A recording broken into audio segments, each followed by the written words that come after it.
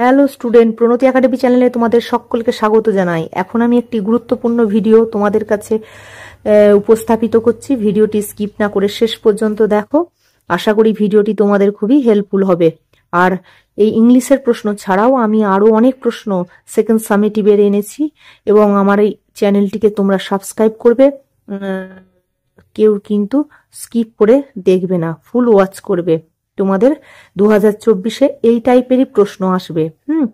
ইংলিশের 25 নাম্বার থাকবে, 50 মিনিট সময় থাকবে।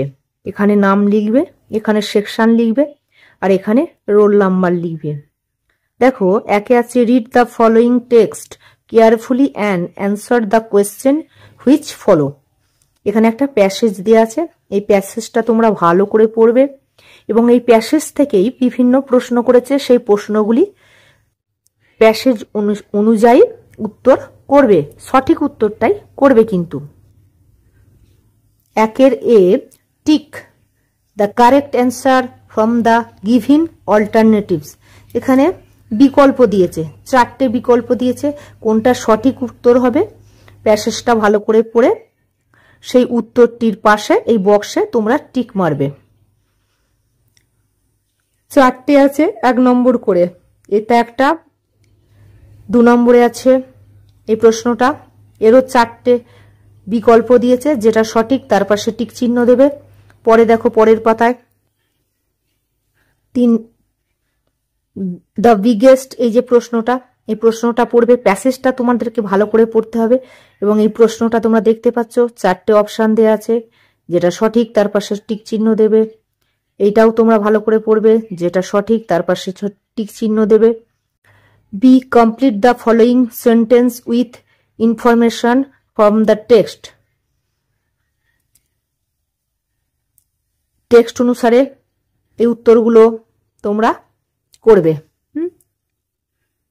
ভালো করে প্রশ্নগুলো দেখো এবং উত্তরগুলো করার চেষ্টা করো। সব উত্তরগুলো কিন্তু ওই প্যাসেজ থেকে করতে হবে এবং প্যাসেজটা তোমরা ভালো করে পড়বে এবং সঠিক উত্তরগুলো এই সমস্ত স্থানে করবে। পরে দেখো, 2 দাগের A, fill in the blanks with appropriate article. এই শূন্যস্থানগুলো সঠিক আর্টিকেল বসাতে হবে। এ অ্যান্ড দি, তোমরা জানো a and the article. Tick the appropriate form of the given verbs in brackets. এই যে ব্র্যাকেটের মধ্যে ভার্ব আছে 2টো, এর মধ্যে কোনটা সঠিক হবে এই সেন্টেন্স অনুযায়ী, ঠিক আছে, তার মাথায় টিক চিহ্ন দিতে হবে। এই একটা সেন্টেন্স আছে, এই সেন্টেন্স আছে, ইজ হবে না আর হবে, এই সেন্টেন্স অনুযায়ী তোমাদেরকে করতে হবে। 3 দাগের, write a story using the following hints in about 60 ওয়ার্ডস। মানে 60টা শব্দের মতো একটা স্টোরি লিখতে হবে, অর্থাৎ গল্প লিখতে হবে। এখানে যে হিন্টস বা পয়েন্টসগুলো দেওয়া আছে সেইগুলোর উপর ভিত্তি করে কি কি পয়েন্ট আছে। A farmer had a goose, একটা কৃষকের একটা রাজহাঁস ছিল। Laid a golden eggs daily, প্রতিদিন একটা করে সোনার ডিম পারত। বিকেম রিচ শর্টলি, অল্প দিনের মধ্যে বড় লোক হতে চাইছিল।